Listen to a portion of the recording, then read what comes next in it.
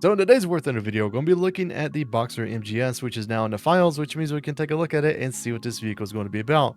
From preemptively testing this vehicle, I'm honestly kind of disappointed in it, as in like it just seems like it's a vehicle that I'm personally not going to use much. And when it comes to the 10.3 lineup that you'll be able to slot this thing into, I don't see why you would take this vehicle over, for example, the Leopard 2A4 in majority of the scenarios that you'll find yourself with a Warthunder, which I think is kind of a problem, especially for an event vehicle that you would want to actually like bolster your lineup with. So the Boxer MGS, it comes into the game with a 105mm cannon. It has DM33 and also DM63, which in my experience from using DM63 on other vehicles, the only thing that it really does is make the reliable shots more reliable whenever it comes to shooting vehicles like T-72 AV terms and other vehicles which have like ERA bricks on the front of them. So it just makes those shots a little bit easier to hit. Now, when it comes to this vehicle though, the downsides that I personally have for it is that the armor itself on the front is pretty much mediocre while having only 3 crew. And the reason why I say that is because, well, you have a bunch of autocannon vehicles around this battle rating. And for example, if you take the Russian BMP-2M, which is a vehicle that you're going to see a ton of because it's a squadron vehicle, even at 500 meters, you can still pin where the driver's sitting at. And most of the time, it'll go through the driver, hit him, and then also hit the gunner. So it's one of those things. It's also an autocannon, so you can put multiple shots into it. Once these 2 guys right here are hit and dead, their tank is just basically gone. So the Boxer MGS is just gone. And you may say, well, why worry about the armor whenever this vehicle is supposed to be very maneuverable? And also, we kind of just messed up there, but very maneuverable and be able to get into positions where it's going to be very good in. The problem with that is this thing is huge. This thing is literally the size of a barn compared to majority of the other tanks that you'll find. When we go into the test drive, I'll show you guys. This thing is even like taller than a T10M, which is just, to me at least, crazy. And whenever you try to like hill peak or you try to go to certain areas, everyone's just going to see you. Like this thing is going to be very hard to not see just roaming around the map, which to me at least is just kind of funny at the same time. But the other thing that I really want to note is that it does come with some spall liners. It also comes with the new modules where you're able to see, like, we have a power bank, we have the autoloader, we have, I think, the radiator. I think those are a little bit new modules, and we have all those wonderful things, right? For me, at least, whenever it comes to this vehicle, I personally think that they're not the greatest things to be added just because, well, there's a bunch of other vehicles, and I'll show you right now before we go into the test drive of that these vehicles just don't have it. So the big vehicle that a lot of people are going to compare this vehicle to, the Boxer, is the CTCV, which is a vehicle that's very similar to it. And as you can see, well, yes, you do have like the horizontal thing and everything, you don't have the autoloader. Like the autoloader itself is not modeled in this, which I think is just kind of funny to me. And the whole reason I was against the like extra modules is because I think every single vehicle should have been like treated the same. And right now you have a bunch of vehicles which are being added that are not treated the same compared to older vehicles, which means this vehicle has a lot more empty space in it, which means that it's going to be way more survivable than the Boxers. Also, another thing with the Boxers is that it doesn't have a 50 cal compared to the CTCV. But other than that, the only other difference that this vehicle has is it doesn't have the ATGM. Then it also doesn't have DM, well, it doesn't have DM63. So the Boxer itself, gun-wise, is technically better, but at the same time, you're missing the ATGM, and then also you have a lot more like just stuff in the way compared to like the CTV, of where there's just a ton of empty space. Like shoot a APFSDS dart through here, it'll just go through the back and basically do no damage to this vehicle. But yeah, that's one thing to note. Another thing to note is that the Vicus, which is a event vehicle that came as well, is basically the same thing, where it doesn't have a lot of the stuff. Is also the like turret is like not crewed, so it's a little bit more survivable if you can figure out how to get this thing hold down. But overall, I think it's going to be a interesting vehicle. The Boxer is.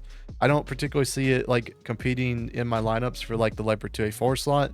Like I feel like majority of the time you'd probably just want to like spawn that thing in first.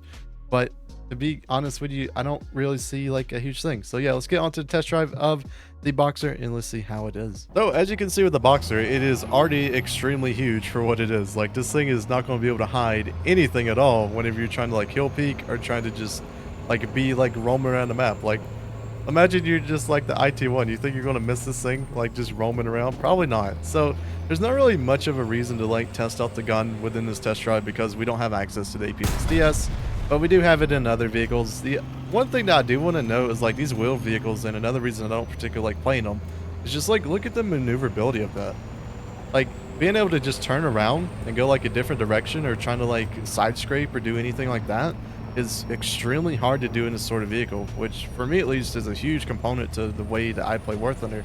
Is that if I'm in a CQB situation, I want to be able to like move over here, I want to be able to move over there and not be forced to like do almost U-turns to get this thing into good position. which for me at least is like what's kind of important, which this vehicle just kind of doesn't do. It does have thermals, like you do have the really good thermals. I think it also does have wonderful commander thermals if we look at this. So we do have that. The zoom on it, I guess, is pretty alright, but overall, I mean, is it something that's going to be like game breaking about this vehicle? Probably not. It's because a lot of other vehicles also have pretty good thermals at this battle rating are getting up to it. But as you can see, look, that's a T62, and look how much bigger we are. Like, I'm driving down to this like wonderful T10M over here because I just want to show you how like huge this thing is. I mean, we'll stop like right here at the T55. I mean, look, we're longer than it. We're also going to be taller than it. And yeah, I don't see how you don't see this guy and just shoot it. That's just going to be, to me at least, the crazy thing.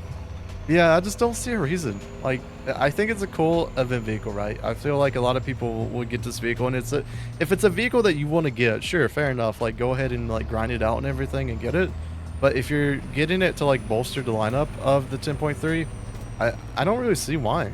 Like, look at this. Look how big this thing is. Like, why not take the Puma? Like, the Puma would just be a better vehicle as a light tank compared to this vehicle. Jesus Christ, man, this thing is huge. But yeah, if you do want some grinding tips for this vehicle, I did make a video on that that you can go look at as of right now.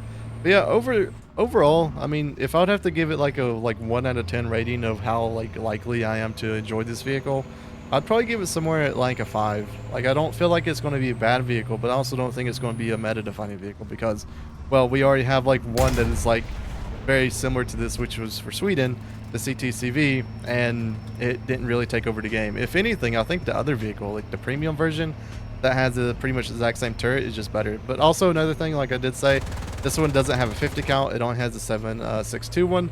So you can't really shoot it like BMPs or anything like that. See, it's just a little bitty gun instead of like a 50 cal compared to the other one. But we'll have to see. I mean, it's 10.3. It's a very popular lineup for Germany, which means that a lot of people would probably just want to slot this thing into it. As you can see right here, we're almost able to get to its max speed. I mean, we're getting pretty close to it, but we weren't able to get it before we hit the barrier. Yeah, as you can see, the maneuverability of this thing is just a downside, like a huge downside for me with this type of vehicle, and why I personally just don't like to play it. But yeah, this is the Boxer MGS. The event starts in a total of probably like 1 day whenever this video comes out. So if you do enjoy these types of videos, remember to like and sub to the channel. And then also, if you're looking to grind out this vehicle, make sure to check out the video that I made on how to grind it out, and also just some of the tips and tricks, because these events can be a little bit of a slog and also a little bit of hassle to get done. So I hope everyone has a wonderful day, and we'll see you guys in the next Warthunder video.